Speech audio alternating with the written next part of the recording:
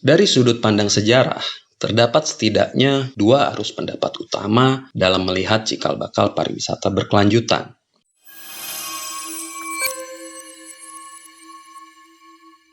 Assalamualaikum warahmatullahi wabarakatuh. Terima kasih sudah berkunjung di channel youtube.com/agungyoga. Dengan saya, Agung Yoga Asmoro. Pada video kali ini, saya akan menceritakan dan membagikan cerita sedikit tentang sejarah dari pariwisata berkelanjutan. Semoga saja video ini ataupun apa yang saya sampaikan bisa menjadikan manfaat bagi rekan-rekan semua. Untuk menyingkat waktu, simak penjelasan saya tentang sejarah pariwisata berkelanjutan. Dari sudut pandang sejarah, terdapat setidaknya dua arus pendapat utama dalam melihat cikal bakal pariwisata berkelanjutan.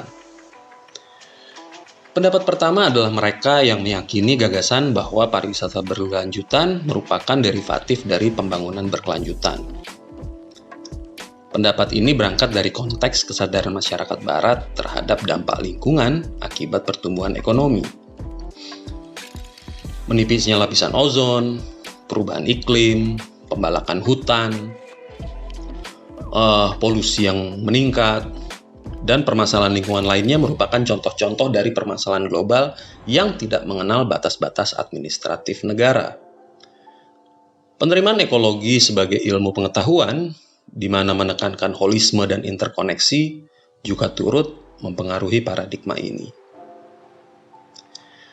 Terminologi pembangunan berkelanjutan sendiri pertama kali diusulkan pada World Conservation Strategy yang dipublikasikan oleh IUCN pada tahun 1980 sebagai lanjutan dari konferensi Stockholm yang merupakan konferensi besar pertama PBB tentang masalah lingkungan internasional dan menandai titik balik dari perkembangan politik internasional tentang lingkungan hidup.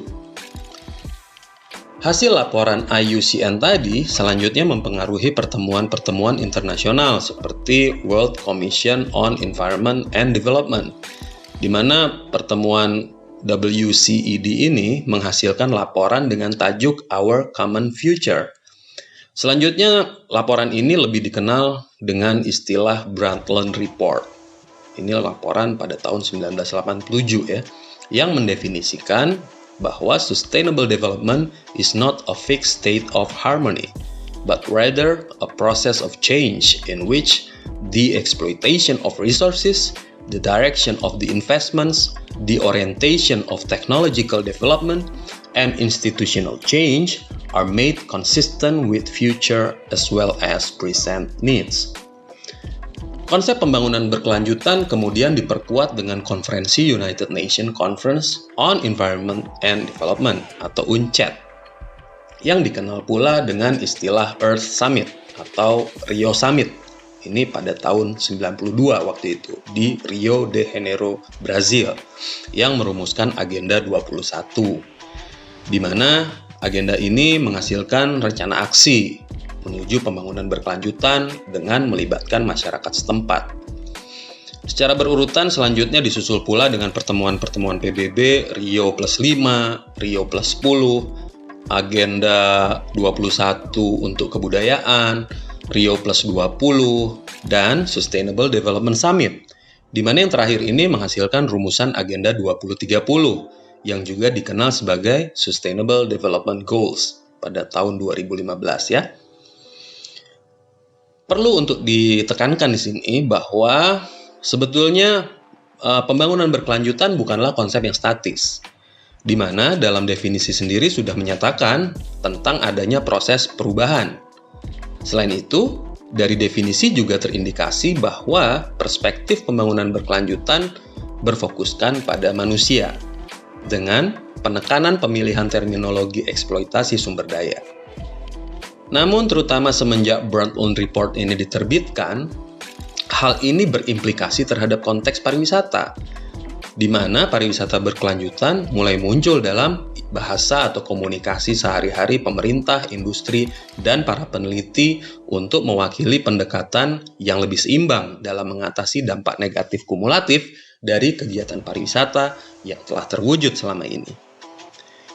Pada sisi lain, arus pendapat kedua tentang pariwisata berkelanjutan adalah yang mengacu dari ide Joe Skripendorf pada tahun 1987. Setelah dia mengidentifikasi beberapa dampak negatif pariwisata, di mana selanjutnya kemudian dia mengusulkan bentuk pariwisata alternatif yang lebih ramah. Pendapat kedua ini berfokus pada turis-sentrik yang diwakili oleh industri. Sebelumnya, Hall 2010 menyatakan bahwa akhir tahun 80-an konsep pariwisata berkelanjutan mulai mendapatkan atensi di kalangan akademisi.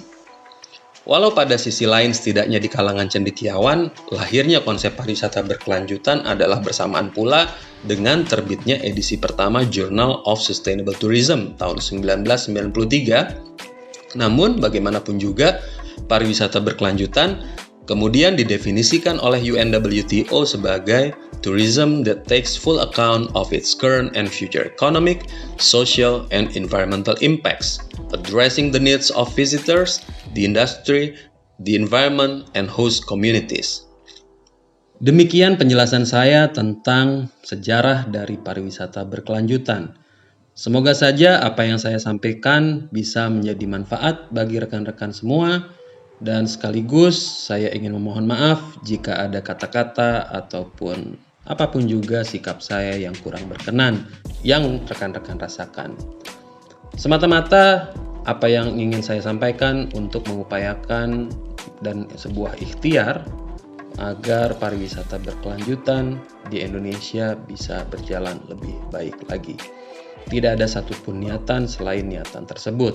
Saya rasa saya cukupkan pembahasan video saya kali ini dan tetap nantikan pembahasan tentang pariwisata di channel youtube.com/agungyoga pada video-video berikutnya. Wassalamualaikum warahmatullahi wabarakatuh.